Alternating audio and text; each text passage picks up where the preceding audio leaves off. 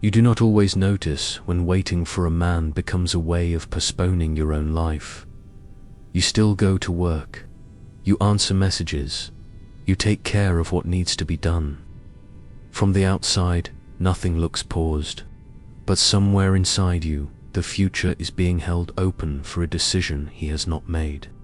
You tell yourself you are being patient, that the connection was real, that he is confused, afraid, emotionally unavailable, or simply not ready yet. And maybe some of that is true. But while you are trying to understand why he cannot choose you, something quieter is happening. You are no longer choosing your own life. Then, sometimes, a strange thing happens. You stop waiting. Not as a technique, not to make him miss you, not because a relationship coach told you to disappear for 30 days. You stop because you finally understand that a good life may still be possible without him. You begin going out again.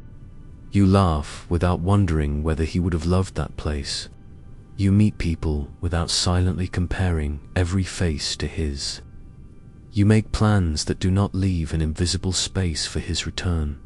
And sometimes that is precisely when he comes back. But by then, he is not returning to the same woman. He is returning to a life that has already begun. And now, the choice is no longer only his. Waiting rarely begins as a decision to abandon yourself. It begins with hope. One conversation that felt unfinished. One moment that seemed to promise more. One version of him that appeared just often enough to make the future feel possible. You do not necessarily wait for a clear commitment. Sometimes, you wait for potential to become reality. You wait for him to become consistent, to say what he feels, to heal, to realize what the two of you could be, to return as the man you briefly believed he already was. And because nothing has been definitively decided, you do not fully grieve it. You remain emotionally available to a future that exists mainly in your imagination. This is what makes waiting so difficult to recognize. Your calendar may be full, while your inner life remains empty. You may accept invitations, while secretly hoping none of them changes the ending you still want. You may meet someone kind, then pull away because part of you feels loyal to a relationship that was never fully yours. You are living, but only provisionally, as if your real life will begin when he finally gives you the answer you have been waiting for. From a Jungian perspective, this is not only attachment to a person, it can also be attachment to a projected future. We do not see people only as they are. We also see what they awaken in us. Possibility, recognition, desire, safety, a lost version of ourselves, a life we thought we were finally about to enter. The man becomes more than a man. He becomes the doorway. And once he carries that much meaning, letting go of him can feel like letting go of the entire life behind that door. This is why logic often fails. You can list every reason the relationship was not enough. You can admit that he was inconsistent. You can know that waiting is hurting you. Yet some deeper part of you still believes that if he chooses you, the story will be redeemed. The uncertainty will have meant something. The pain will not have been wasted. The version of you who waited will finally be proven right.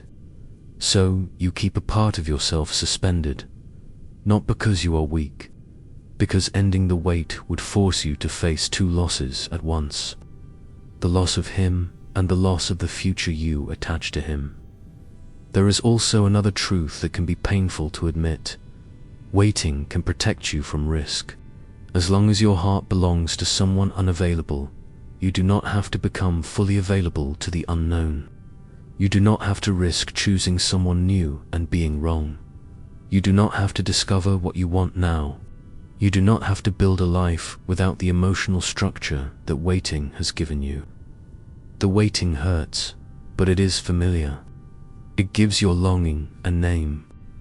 It gives your future a face.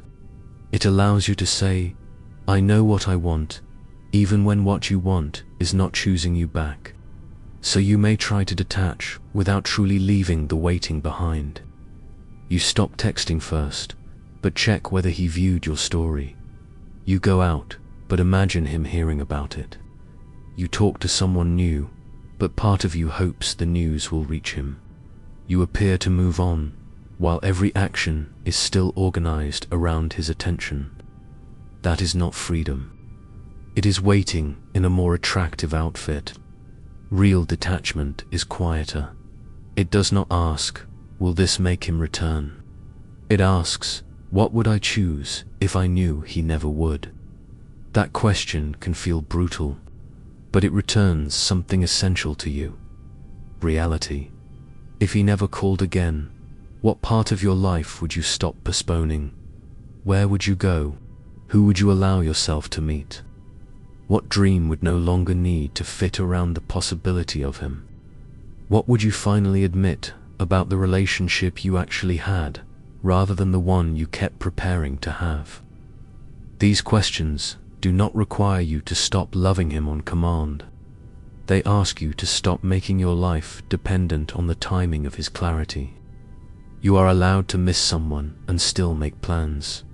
You are allowed to hope and still respond to reality.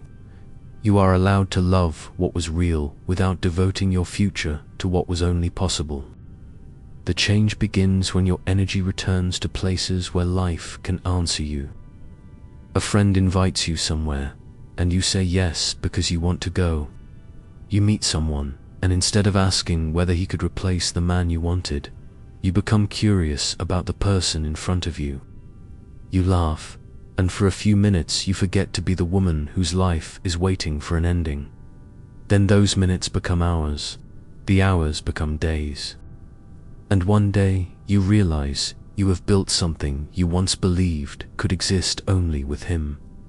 A life that feels alive. This is often when the old dynamic changes. He may notice that you are no longer emotionally standing where he left you.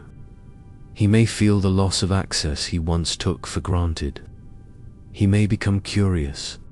He may return with words you once desperately wanted to hear, or he may not. That uncertainty matters, because returning to your life cannot be another bargain with him. If you begin living only to trigger his return, you are still waiting. You have simply turned your life into a message addressed to him. The point is not to become unavailable enough to be chosen. The point is to become present enough to choose. And if he does come back, the question is no longer, how do I make sure he stays? The question becomes, what is he actually offering now? Not what he feels in one emotional conversation. Not what he promises when he senses you slipping away. What can he consistently build with you? Does his return require you to shrink your new life? Does he want a relationship or relief from losing access to you? Is he ready to meet you in reality, or is he asking you to re-enter uncertainty? Before, you may have believed that his return would answer everything. Now you understand that a return is only information. It is not proof of change. It is not a command. It is not the happy ending by itself. You are still allowed to look at what is being offered and say, this is no longer enough for me. Or, this could be real, but it cannot happen under the old conditions. That is the deeper shift. You no longer need his decision to validate your worth or release your future. You have already released it. For the next 7 days, notice one place where your life is still waiting for someone else's answer. Do not try to solve your entire future. Choose one concrete thing you have postponed. Accept an invitation. Return to a place you enjoy. Make a plan for next month. Speak to someone new. Begin something that would still matter if he never came back. And before you do it, ask yourself one question. Would I still choose this if he never knew? If the answer is yes, you are no longer performing a life for him to notice. You are building one that belongs to you. Maybe he will return. Maybe he will not. But either way, you will no longer be standing in the same place, asking another person for permission to begin. Your life is not the waiting room before someone chooses you. It is already happening, and this time you get to choose what happens next. If you prefer uncomfortable truth to comforting illusion, subscribe to Inner Proof. Here, we do not teach you how to control someone else's choices. We help you see the hidden patterns shaping your own.